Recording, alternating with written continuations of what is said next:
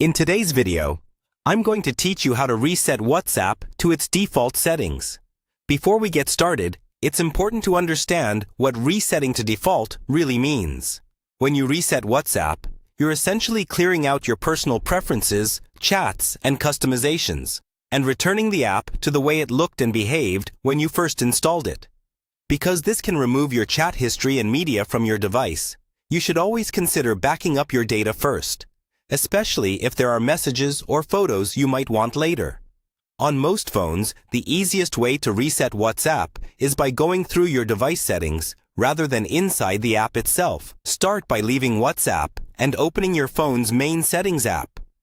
From here, look for the section related to apps or applications. On many devices, this is simply called Apps, App Management, or Applications.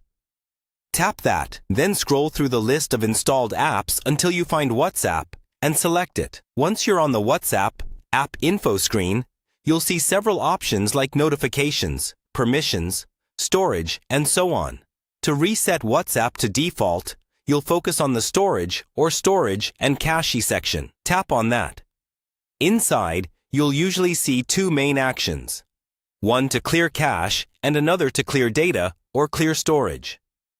Clearing the cache removes temporary files and can help fix minor issues, but it doesn't truly reset the app. To return WhatsApp to its original default state, you need to choose the option to clear data or clear storage. When you tap it, your phone will warn you that this will delete app data permanently, including files, settings, accounts, and databases. Confirm that you want to proceed.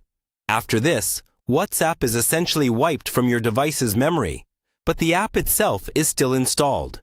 When you open WhatsApp again, it will behave just like a fresh install.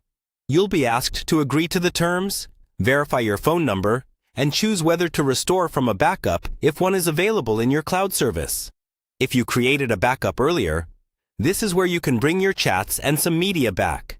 If you skip the restore, you'll start completely fresh with all settings back to default. From there, you can reconfigure your preferences, such as notifications, chat wallpaper, privacy settings, and backup frequency, exactly the way you want, knowing you've successfully reset WhatsApp to its default settings.